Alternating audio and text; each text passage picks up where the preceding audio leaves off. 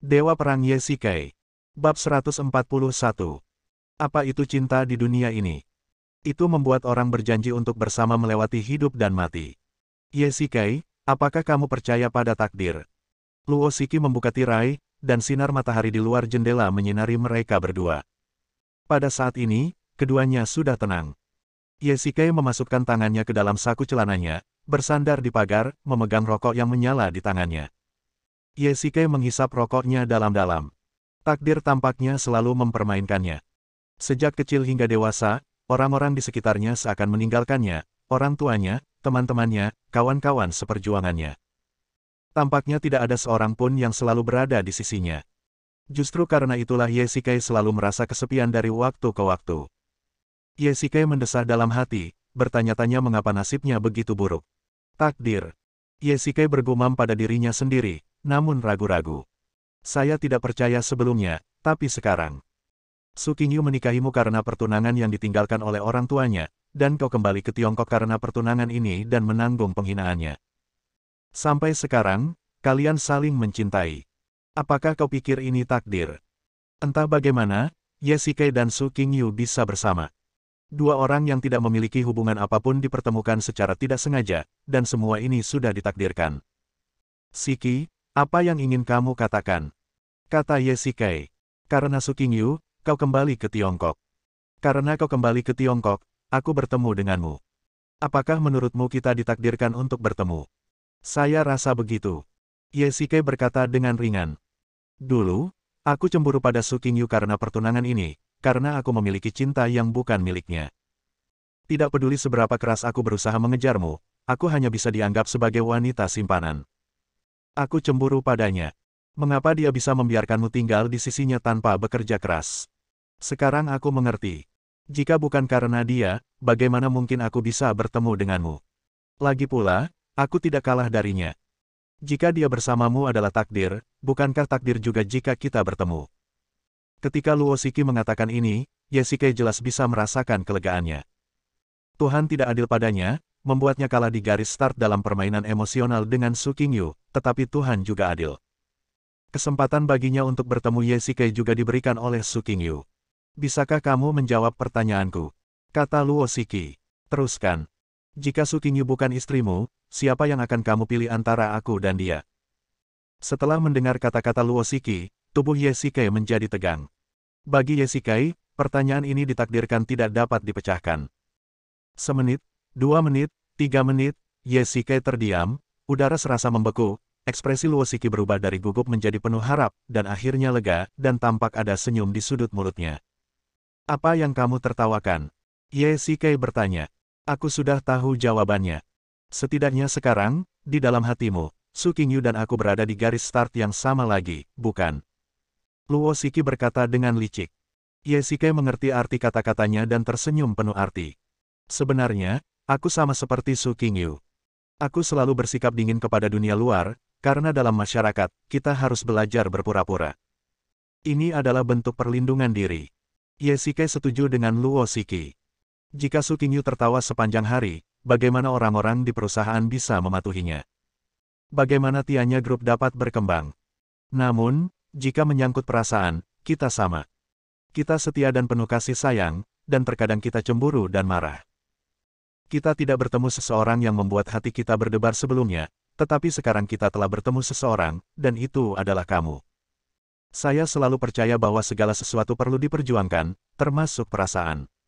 Jika seorang wanita dapat memenangkan hati seorang pria tanpa alasan, maka pria itu hanya tertarik pada penampilannya, tetapi itu bukanlah cinta sejati. Luo Shiki menuangkan segelas air dan menyerahkannya kepada Yesikai. Rokok di tangannya telah lama padam. Jadi aku tidak akan melepaskan perasaanku padamu. Aku tidak berutang apapun pada Su Qingyu, jadi tidak perlu bagiku untuk melepaskan hubungan ini karena pertunanganmu dengannya. Jadi katakan padanya untuk mengawasimu dengan ketat, kalau tidak. Melihat ekspresi Luo Shiki yang sangat serius, Yesikai sepertinya telah melihat kedua wanita itu mulai bertengkar. Tidak ada yang tidak bisa aku dapatkan, yang aku inginkan. Luo Shiki berkata dengan tegas. Kamu benar-benar sombong. Tentu saja. Luo Shiki tersenyum, begitu pula Yesikai.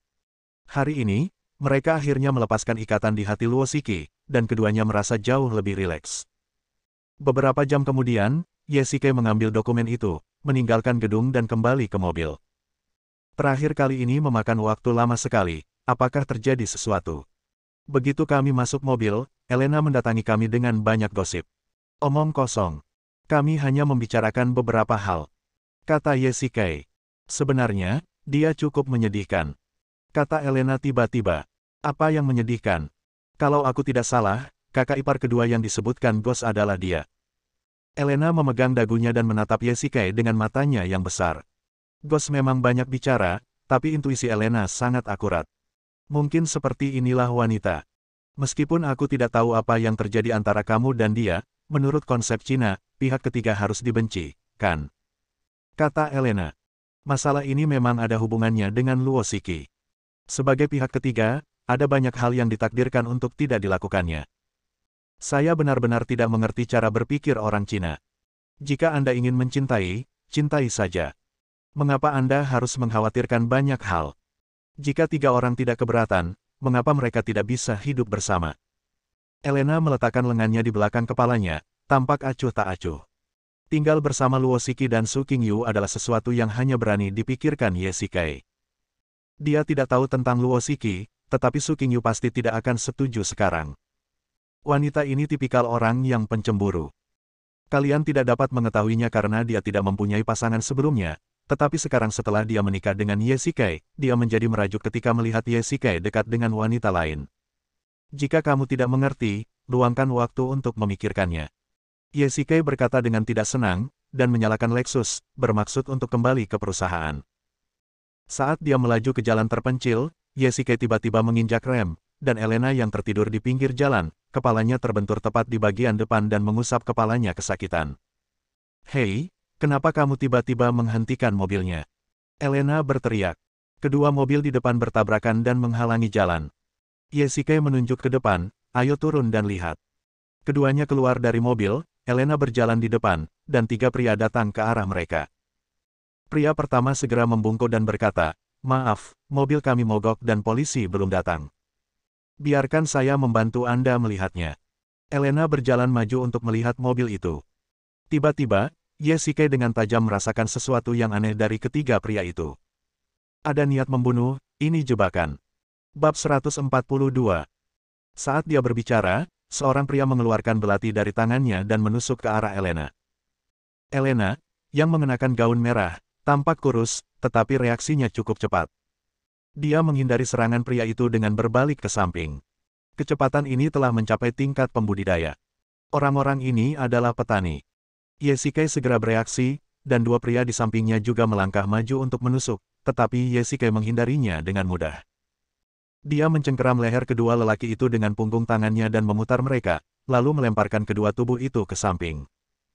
Elena menendang pria terakhir dengan tendangan cambuk tinggi, dan tumit sepatu hak tingginya meninggalkan luka yang dalam di leher pria itu, membunuhnya. Apakah kamu baik-baik saja? Yesike bertanya. Hanya beberapa antek yang bodoh. Elena tampak acuh tak acuh. Masalahnya belum datang. Yesike mengangkat sudut mulutnya sedikit, dan menunjuk ke belakangnya. Puluhan orang perlahan berjalan keluar dari sudut jalan yang awalnya kosong. Mereka semua pria bertopeng. Mereka mengelilingi Yesike dan Elena, menggenggam erat bilah pisau tajam di tangan mereka, tampak siap bertempur. Elena meregangkan persendiannya dan ingin maju untuk menghadapinya, namun dihentikan oleh Yesike yang mengulurkan tangannya. Berapapun antek yang kau miliki, itu tidak berguna. Biarkan saja pendukungmu keluar. Karena aksinya ditujukan kepada Yesike sendiri, pihak lain pasti tidak menyadari kekuatan Yesike, jadi tiga orang sebelumnya ada di sini hanya untuk mati. Yesike sangat jelas tentang ini, dan bos besar yang sebenarnya masih ada di belakang. Hades, Dewa Dunia Bawah, memang terus terang. Kita bertemu lagi. Seorang pria berjalan dari belakang kerumunan. Dia adalah Galen, Jenderal Yesike yang kalah. Jenderal yang kalah, apakah tanganmu baik-baik saja?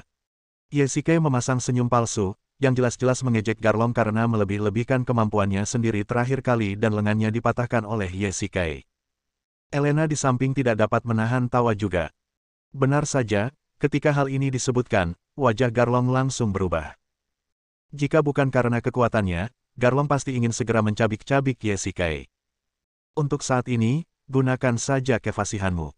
Dewa Poseidon akan segera datang. Hades, sebaiknya kau menyerah. Garlon mencabut pisau besar dari punggungnya, tampak tak kenal takut. Jika kau ingin bertarung, bertarunglah saja. Untuk apa banyak omong kosong? Yesike memutar matanya dan mengepalkan tinjunya.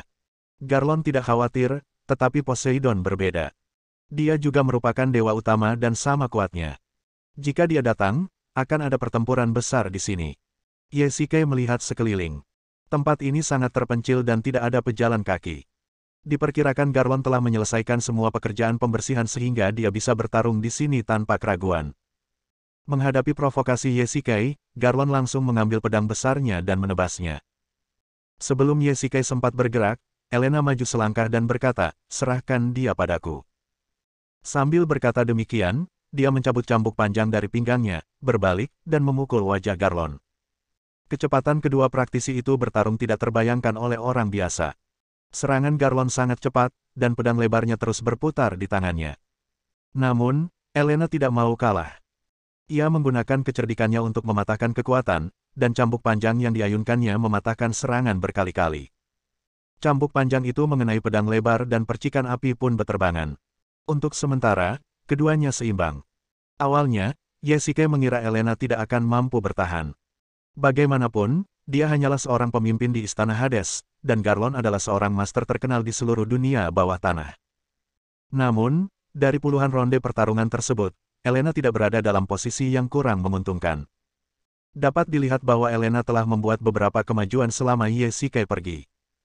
Setelah puluhan ronde, Garlon meningkatkan kekuatannya, dan Elena mulai kelelahan.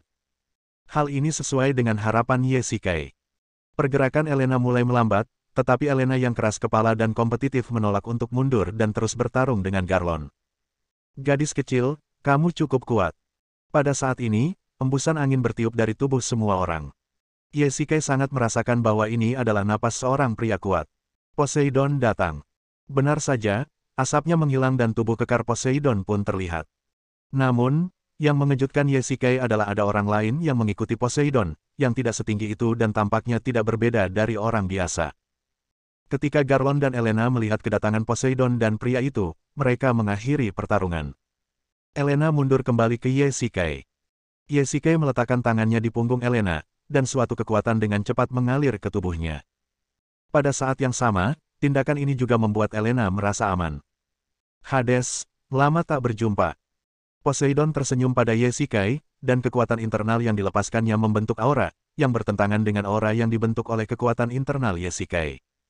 Meskipun keduanya tidak saling bertarung di permukaan, pertarungan rahasia telah dimulai. "Poseidon, apakah kamu datang ke Cina untuk membunuhku?" Yesike memegang tangan Elena dan berkata dengan ringan. "Kudengar kau, Hades, kembali ke Tiongkok dan menjalani kehidupan biasa." Sulit dipercaya bahwa dengan kekuatan Tuhan, kau benar-benar ingin menjalani kehidupan fana. Poseidon berkata dengan nada meremehkan. Yesike juga sama menghinanya.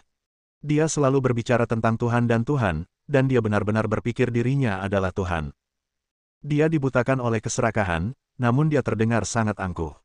Yesike mencibir mendengar ini. "Bukankah kamu juga di Tiongkok? Kamu sangat berkuasa, mengapa kamu tidak pergi ke surga?" Yesike berkata dengan nada sinis. Setelah mendengar ini, Poseidon sangat marah, dan pria di sebelahnya menatap Yesike perlahan. "Boros, kamu di sini juga." Yesike menatap pria itu dan berkata dengan ringan. Boros merupakan pembunuh bayaran papan atas di negara asing. Bahkan jika para guru berbagai candi utama dihitung, Boros termasuk di antara yang terbaik. Akan tetapi, orang ini memiliki kepribadian yang tertutup dan tidak pernah menerima undangan dari dewa utama manapun. Kali ini Poseidon benar-benar mengundangnya ke sini. Dari segi kekuatan, Boros tidak sebaik Poseidon, tetapi jauh lebih baik dari Garlon. Satu dewa utama Poseidon, satu Boros, dan satu Galon. Yesike menatap Elena. Tampaknya Poseidon benar-benar murah hati kali ini. "Jangan bicara omong kosong, kalian bertiga gabung saja, aku saja sudah cukup." Yesike berkata dengan nada meremehkan. Jika pertarungan sesungguhnya terjadi, Yesike masih akan menganggapnya sedikit melelahkan. Namun, perbedaan kekuatan antara Elena dan ketiganya cukup besar, jadi Yesike tidak berencana untuk membiarkannya bergabung, tetapi melawan ketiga lawan itu sendirian. Bab 143. Baiklah, Kalau begitu aku akan mengabulkan permintaanmu. Saat dia berbicara, tubuh Poseidon tiba-tiba bergerak dan menghilang dari tempatnya dalam sekejap. Elena mengerutkan kening. Dibandingkan dengan kekuatan Poseidon, Elena tertinggal jauh. Lagi pula, tidak ada satupun dewa utama yang mudah untuk diganggu. Oleh karena itu, membunuh dewa tentu saja merupakan peristiwa yang mengejutkan. Yesike berdiri di samping Elena. Dalam pertarungan semacam ini, Elena hanya perlu bertanggung jawab untuk menahan Garlon. Hal-hal lainnya terlalu sulit baginya.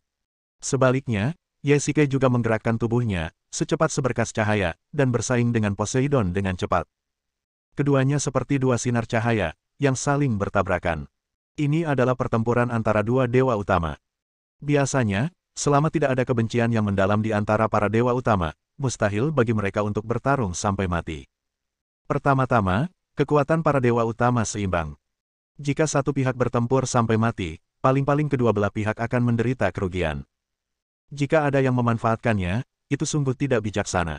Kedua, para dewa utama berakar kuat di wilayah mereka sendiri dan dapat dianggap sebagai tiran lokal. Sulit untuk menghancurkan pasukan dewa utama sepenuhnya di sini. Sekarang, Yesike dan Poseidon tidak berada dalam lingkup pengaruh mereka masing-masing, yang memberikan lingkungan duel yang sempurna.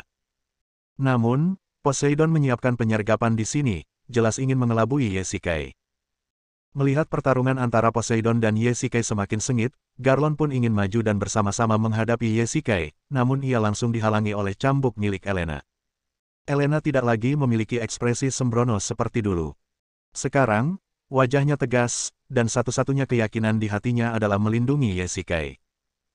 Keduanya bertarung dengan sengit, tetapi yang membingungkan semua orang adalah Boros yang berdiri di samping, menonton pertarungan kedua belah pihak dengan acuh tak acuh, dan tampaknya tidak ingin maju untuk membantu sama sekali. Boros, mengapa kamu tidak bergerak? Poseidon dan Yesike telah bertarung selama ratusan ronde, dan Poseidon sedikit dirugikan. Dia menatap Boros dengan wajah dingin. Kekuatan Hades sudah dikenal semua orang. Meskipun Poseidon kuat, jika dia terus bertarung, dia mungkin tidak akan menjadi lawan Yesike. Kelabang itu mati tetapi tidak kaku. Poseidon tentu bisa bertarung dengan Yesike untuk waktu yang lama, tetapi sekarang dia tidak punya niat untuk menunda perang. Dia hanya ingin membunuh Yesike segera untuk mencegah masalah di masa depan. Yesike mendengus dingin. Meskipun tidak ada yang salah dengan apa yang dilakukan Poseidon, lebih baik kehilangan muka dan meminta bantuan daripada mati demi muka dan menderita dalam hidup. Namun, sebagai dewa utama, sudah sangat memalukan untuk meminta bantuan dari orang lain. Lagi pula, lawan Poseidon adalah Yesike. Boros menatap Yesike seperti ular berbisa, siap menyerang pada kesempatan apapun. Tatapan matanya yang tajam membuat orang-orang merasa tidak nyaman. Inilah aspek mengerikan Boros sebagai pembunuh bayaran papan atas. Faktanya, ini juga merupakan aspek menakutkan dari semua pembunuh. Mereka akan memanfaatkan ketidaksiapan masyarakat dan memberikan pukulan terberat. Bahkan mereka yang jauh lebih kuat dari si pembunuh akan berhati-hati terhadap si pembunuh. Siapa yang tahu trik apa yang akan dia gunakan? Yesike menaruh perhatian dan terus mengamati setiap gerakan Boros. Dewa utama ditambah ahli pembunuh, ini jelas merupakan kombinasi yang mengerikan. Sekalipun ia dapat menghindari serangan kuat Poseidon, ia masih harus waspada terhadap pedang Boros dalam bayangan. Akhirnya, Boros bergerak, dan Yesike langsung menyadarinya. Dalam sekejap mata, Yesike merasakan krisis di belakangnya. Dia menghindar dan belatinya tidak mengenai apapun. Itu memang Boros. Sebagai Raja Neraka, Yesike adalah yang tercepat di antara para dewa utama, jadi dia dapat dengan mudah menghindari trik ini. Namun, Yesike juga sangat jelas bahwa ini hanyalah makanan pembuka Boros. Benar saja, Boros membalikkan badannya dan dua pisau terbang langsung melesat keluar. Yesike mengerahkan kekuatan internalnya. Kalau hanya lemparan belati biasa, belati itu pasti hancur karena kekuatan dalam. Akan tetapi, Boros mengerahkan banyak tenaga internal ke kedua pisau terbang ini. Yesike meningkatkan kecepatan kekuatan internalnya sendiri, dan kekuatan internalnya tiba-tiba menjadi lebih tebal, menghalangi pisau terbang. Melihat ini, Poseidon tidak akan melewatkan kesempatan sekali seumur hidup tersebut. Dia melemparkan tinju Neptunus langsung ke Yesike. Trik ini digunakan oleh Garlon pada Yesike terakhir kali. Akan tetapi, dibandingkan dengan tinju Neptunus yang digunakan Poseidon sendiri, tinju Garlon hanyalah puncak gunung es. Kekuatan tinju Neptunus sangat hebat, dan Yesike tidak akan cukup bodoh untuk menghadapinya secara langsung. Untungnya, dari jurus Neptunus Fist Garlon terakhir kali, Yesike sudah mengetahui kekurangan jurus ini, dan menyasar kelemahannya, dia pun langsung menetralkan kekuatan jurus Neptunus Fist. Poseidon sedikit terkejut bahwa Yesike dapat dengan mudah mematahkan tinju Neptunus. Mungkin dia tidak tahu bahwa karena gerakan gegabah Garlon, Yesike tahu cara mematahkan pukulan ini. Poseidon menggunakan kekuatan internalnya dan memusatkannya di tinjunya. Langkah ini adalah tinju Raja Laut Ganda. Poseidon layak menjadi dewa utama. Dia memiliki pemahaman mendalam tentang keterampilan unik Istana Raja Laut. Fluktuasi kekuatan internal dari tinju Raja Laut Ganda ini 2 kali lebih tinggi dari sebelumnya. Dayanya lebih dari beberapa kali lipat. Yesike menghindari tubuhnya, dan kekuatan internal kedua tinjunya langsung menghantam rumah di belakangnya. Sebuah rumah bertingkat langsung berubah menjadi reruntuhan. Begitu mengerikannya kematian itu, bahkan Yesike pun sedikit takut. Ketika Boros melihat gerakan ini, alisnya berkerut, dan aku tidak tahu apa yang ada dalam pikirannya. Setelah satu gerakan meleset, Boros langsung datang mengejarnya. Keduanya menggunakan serangkaian gerakan, satu keras dan satu lembut. Yesike sedikit kelelahan karena berurusan dengan mereka. Dia tidak dapat menemukan kesempatan untuk melakukan serangan balik, jadi dia hanya dapat berusaha semaksimal mungkin untuk menghindari dan bertahan dari serangan tersebut. Setelah puluhan putaran, Yesike terbang di atas sebuah rumah, dan Poseidon dan Boros menjepit Yesike di tengah. Hades, kau akan mati hari ini. Hentikan perlawananmu. Poseidon menunjuk Yesike dan berteriak. Benarkah? Apa kau yakin aku akan terkejut dan disergap oleh kalian berdua? Yesike menunjukkan senyuman aneh. Dalam pertarungan tadi, Yesike masih menyembunyikan sebagian kekuatannya untuk menciptakan ilusi bahwa dia tidak bisa mengalahkan lawan. Apa maksudmu? Ekspresi Poseidon sedikit berubah, dan dia segera menyadari bahwa ada sesuatu yang salah. Di mana para prajurit Hades? Yesike mengedarkan energi internalnya dan berteriak. Dengan pengaruh tenaga dalamnya, suara itu terdengar amat kuat. Begitu dia selesai bicara, terjadilah adegan yang mencengangkan. Anak buah Poseidon segera menyadari bahwa puluhan orang muncul di belakang mereka, semuanya ganas dan berwatak pembunuh. Benar saja, Yesike telah diam-diam mengirim pesan ke Jeton, dan hanya butuh lebih dari 10 menit bagi orang-orang dari Hades untuk tiba di sini. Cabang Hades yang didirikan oleh Yesike di Tiongkok akhirnya memainkan peran. Pengepungan balik ini berada di luar dugaan semua orang. 3 bayangan hitam dengan cepat menyerbu kerumunan. Setelah diamati lebih dekat, mereka adalah Wild Wolf, Alligator, dan Jeton. Pada saat ini, mereka bagaikan dewa perang, membunuh siapa saja yang menghalangi jalan mereka, dan membunuh dalam perjalanan menuju Yesike. Bab 144. Serigala liar itu mengayunkan tinjunya bagaikan tank, dan langsung menjatuhkan beberapa orang yang menghalangi jalan. Dia membunuh siapa saja yang menghalangi jalannya tanpa ampun dan berlari menuju Yesike. 2 belati di tangan buaya itu seperti 2 kupu-kupu, berayun seperti awan dan air, dan memotong leher beberapa orang yang mendekatinya. Jeton mengayunkan pisau panjang di tangannya dan memotong serta membunuh. Puluhan penguasa istana Hades di belakang mereka bertiga bertarung dengan orang-orang dari Istana Raja Laut. Seluruh suasana langsung berubah menjadi kekacauan. Yesike tersenyum diam-diam. Situasinya akhirnya seimbang. Dengan bantuan ketiga orang ini, Yesike dapat fokus menghadapi Poseidon. Bos, kami sudah sampai. Serigala liar datang pertama kali ke Yesike dan menatap mata Boros. Wild Wolf, Alligator, dan Jeton semuanya mengenal pria ini, jadi Wild Wolf langsung bereaksi dan menghadapi Boros dengan amarah yang meluap. Jaden, Wolf, kalian berdua tahan Boros. Alligator, kalian dukung Elena. Aku akan mengurus Poseidon. Yesike memberi instruksi pada ketiganya. Elena kelelahan karena bertarung dengan Garlon saat ini dan juga terluka.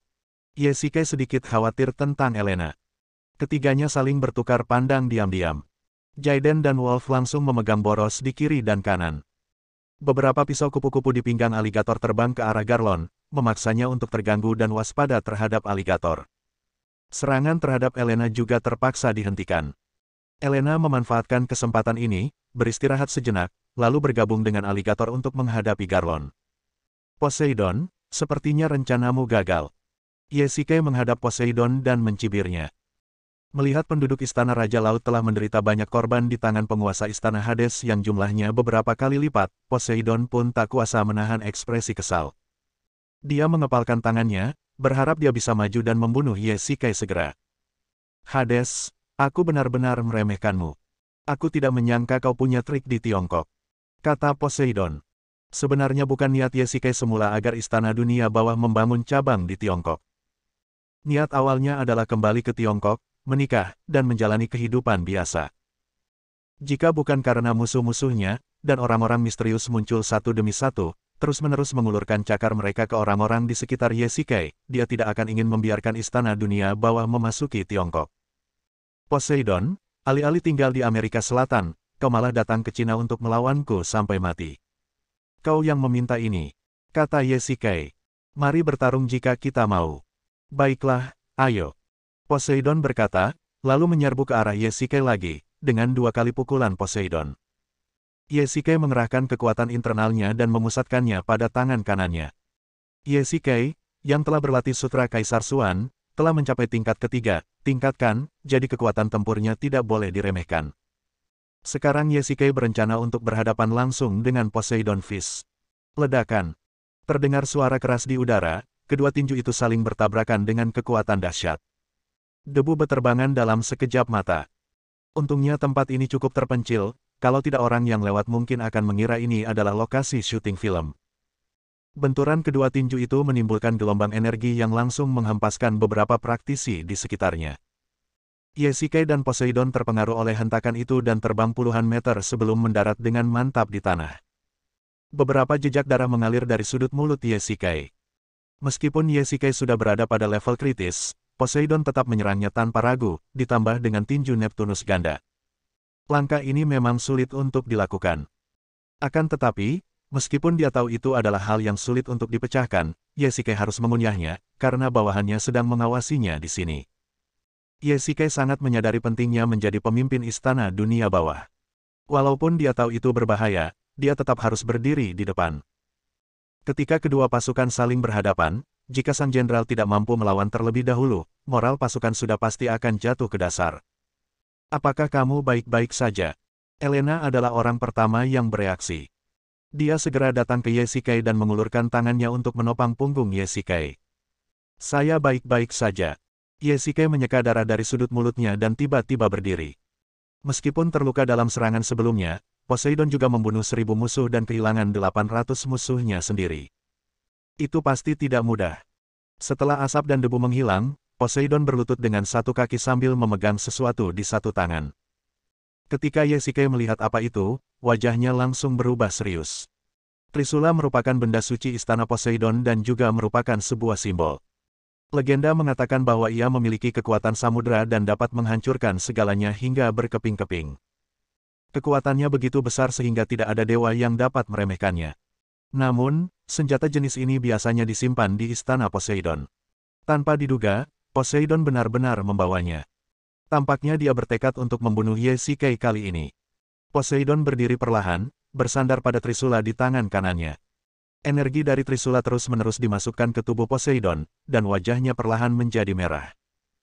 Beberapa penguasa istana Hades ingin memanfaatkan kelemahan Poseidon dan melancarkan serangan diam-diam, tetapi sebelum mereka mendekat, Poseidon meraung, mengangkat Trisula, dan menggambar lingkaran di depannya. Semburan energi itu langsung menggemparkan beberapa penguasa istana Hades hingga hati mereka hancur dan berdarah dari ketujuh lubang. Adegan ini membuat Ye-Shikai tampak sedikit serius dan marah di saat yang bersamaan. Saudara-saudara ini telah melalui hidup dan mati bersama Ye-Shikai, tetapi mereka tidak menyangka akan berkorban sekarang. Ye-Shikai bersumpah untuk membalaskan dendam mereka. Hades, kau tidak menyangka kalau aku masih punya Trisula. Poseidon tidak bisa menahan tawa, dan Boros juga tersenyum. Seekor Jeton dan seekor buaya sudah bertarung cukup keras, tetapi selama Poseidon menggunakan kekuatan Trisula untuk membunuh Ye-Shikai, antek-antek ini tidak akan menjadi masalah. Berhentilah bicara omong kosong. Ayolah jika kau ingin bertarung. Ye-Shikai mengepalkan tinjunya, melepaskan diri dari pelukan Elena, dan langsung menyerbu ke arah Poseidon. Poseidon jelas tidak menyangka Ye-Shikai berani mempertaruhkan segalanya. Dia memegang Trisula itu datar dan menangkisnya di depannya. 80% kekuatan internal Ye-Shikai terpusat di tinjunya, sementara Trisula Poseidon penuh dengan kekuatan ilahi. Poseidon yakin bahwa dalam pertarungan langsung, Ye-Shikai pasti bukan tandingan Trisula. Tepat saat Ye-Shikai hendak meninju, Poseidon melihat sudut mulut Ye-Shikai tanpa sengaja terangkat, dan dia tidak bisa tidak bertanya-tanya, apakah dia punya rencana cadangan. Berdasarkan insting krisisnya yang kuat, Poseidon menghindar, dan kemudian, Poseidon melihat cahaya keemasan melesat ke arahnya dari belakang. Dia mengayunkan Trisula dan menghadapi tinju Ye-Shikai dan cahaya keemasan yang terbang pada saat yang sama. Di bawah kekuatan keduanya, Poseidon mundur beberapa langkah, dan hanya mengandalkan Trisula untuk menghindari kekalahan total. Poseidon menatap tempat di mana cahaya keemasan itu mendarat. Ketika debu mulai menghilang, seorang pria muncul di hadapan semua orang. Tuan Pluto. Pria itu membungkuk sedikit kepada Ye-Shikai. Ia tampak seperti seorang pemuda yang tampan, berpakaian putih dan tampak sangat tampan, tetapi ia adalah mesin pembunuh yang sesungguhnya. Nightmare, salah satu dari 4 jenderal besar dunia bawah. Bab 145. Kedatangan mimpi buruk berada di luar dugaan semua orang, tetapi Ye-Shikai tidak terkejut. Inilah yang disebutnya, kartu truf, untuk menghadapi Poseidon. Sebagai salah satu dari 4 jenderal besar dunia bawah, Nightmare lebih kuat dari Ghost. Ia dikenal karena serangannya yang cepat dan kekuatannya yang tak terduga. Dia bahkan sebanding dengan Ye-Shikai. Kedatangannya tentu saja dimobilisasi oleh Ye-Shikai sendiri untuk mencegah Poseidon melakukan tindakan nekat apapun. Malam ini panjang, malam telah tiba, mimpi buruk telah turun, orang mati meratap, mimpi buruk, kau juga di sini. Poseidon memiliki ekspresi serius di wajahnya, dan Boros dan Garlon juga memiliki wajah muram. Kedua belas kata ini adalah penilaian dunia luar terhadap mimpi buruk. Evaluasi yang mengejutkan perlu diverifikasi dengan darah. Mimpi buruk berkata ringan, sambil memegang 2 tombak tangan hitam pekat di tangannya, menampakkan niat membunuh. Kini, situasi di tempat kejadian telah berubah lagi. Bergabungnya Nightmare yang kuat tidak diragukan lagi merupakan pukulan berat bagi Poseidon. Tuan Pluto, aku akan pergi dan menyingkirkan Boros terlebih dahulu. Nightmare menatap Boros dan berkata ringan. Jika Boros meninggal, Poseidon akan sendirian dan lemah. Jika mereka menyerang secara berkelompok pada saat itu, Poseidon pasti akan dikalahkan. Daripada membiarkan Nightmare dan Poseidon bertarung sampai mati, lebih baik menyingkirkan yang lemah terlebih dahulu. Sekalipun Poseidon sekarang memegang Trisula, paling banter dia hanya setara dengan Ye-Shikai. Namun jika Wild Wolf, Jeton dan Nightmare menyerang Boros bersama-sama, ia hanya dapat bertahan selama puluhan gerakan saja paling banyak. Meng Yan menggerakkan tubuhnya dan menusuk Boros dengan 2 tombak di tangannya. Boros pandai dalam serangan diam-diam, dan dia jelas bukan tandingan Nightmare dalam konfrontasi langsung. Dia telah berencana untuk memburu Ye-Shikai bersama Poseidon, tetapi dia tidak menyangka Ye-Shikai memiliki begitu banyak pembantu bersamanya. Jadi dia terkejut dengan tindakan Nightmare. Dia buru-buru melindungi dadanya dengan 2 belati dan ingin berputar di belakang Nightmare untuk menyerangnya secara diam-diam, tetapi bagaimana mungkin Serigala dan Jeton yang menerkamnya membiarkannya berhasil. Dengan skor 3-1, Boros dengan cepat mengalami kerugian. Garlon ingin datang untuk mendukung, tetapi langsung dihentikan oleh Alligator dan Elena. Hades, apakah kau berani mengandalkan jumlahmu saja untuk melawan kaum minoritas? Poseidon berteriak, dan Trisula di tangannya memancarkan semburan cahaya. Pemenangnya akan dihadiahi raja dan yang kalah akan dihadiahi bandit. Jika kamu berani datang ke Cina, kamu harus siap mati. Ye-Shikai tidak akan termakan provokasi Poseidon, namun bukan berarti Ye-Shikai takut padanya. Sebelum Nightmare dan yang lainnya menyelesaikan pertempuran, Ye-Shikai terlebih dahulu akan melukai Poseidon dengan serius. Ayo bertarung. Ye-Shikai berteriak, energi internalnya beredar liar, dan dia meninju Poseidon. Poseidon mengangkat Trisulanya. Meskipun ia terluka dalam pertempuran sebelumnya, dengan bantuan Trisula, kekuatan tempur Poseidon pulih dengan cepat, dan kekuatannya tidak boleh diremehkan. Ketika keduanya bertarung, hasilnya seringkali diputuskan dalam sekejap, dan Ye-Shikai serta Poseidon benar-benar bertukar puluhan jurus berturut-turut, dan kedua belah pihak tampaknya berada dalam posisi seimbang. Saat ini, Boros dikelilingi oleh 3 orang dan tubuhnya penuh luka. Dia tidak memperhatikan dan terkena pukulan keras oleh tangan besi serigala itu. Dia terjatuh ke tanah dalam keadaan berantakan. Jeton memanfaatkan kesempatan itu dan menebas dengan pedang panjangnya. Boros dengan cepat berbalik dan menghindari pedang itu, tetapi tombak ganda milik Nightmare sudah siap dan langsung dihunuskan ke leher Boros. Mimpi buruk, kau dan aku tidak ada hubungannya satu sama lain. Jika kau melepaskanku, aku berjanji tidak akan menyakiti Hades sama sekali. Bagaimana menurutmu? Melihat hal itu, Boros justru panik. Dia telah mengutuk Poseidon ribuan kali dalam hatinya. Dia tidak menyangka akan kehilangan nyawanya setelah datang ke Tiongkok. Saya tidak tertarik berbicara dengan orang yang sudah mati. Mimpi buruk mengayunkan tombaknya dan sebuah kepala terjatuh ke tanah. Ekspresi Nightmare tidak berubah sama sekali, dan pendekatannya yang dingin tidak memberi kesempatan bagi lawannya untuk bernapas. Boros, mati. Melihat ini, wajah Poseidon menjadi semakin muram. Boros sudah mati, dan sekarang mereka bertiga bisa membebaskan tangan mereka untuk mengepungnya. Inilah yang dikhawatirkan Poseidon. Yesike di depannya telah membuat Poseidon sakit kepala, dan sekarang ada 3 lagi.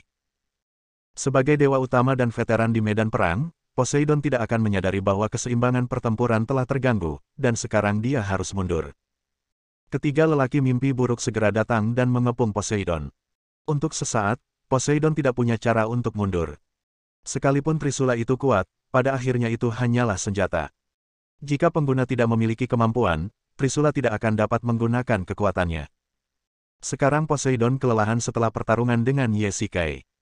Meskipun Yesike juga terluka, dia memiliki 3 orang pembantu, sementara Garlon terjerat erat oleh Elena dan buaya dan tidak bisa melepaskan diri. Hades, apakah kau pikir kau bisa membunuhku dengan mudah? Poseidon mencibir. Perasaan ini membuat Yesike bingung dan gelisah. Mungkinkah dia punya rencana cadangan? Ketiga orang mimpi buruk juga sangat waspada dan tidak berani mengendur. Poseidon mengeluarkan batu lavender dari tangannya. Yesike melihatnya dan merasa itu tampak familiar. Dia merasakan kegelisahan di dadanya. Perasaan ini sama persis dengan perasaannya ketika melihat batu aneh di pelelangan. Hati-hati, batu ini mengandung energi yang sangat besar. Yesike memperingatkan ketiga orang itu.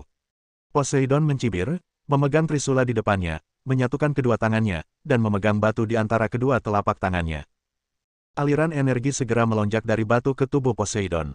Yesike merasakan krisis. Tidak lama kemudian, Poseidon membuka matanya dan merentangkan tangannya. Batu aneh di antara telapak tangan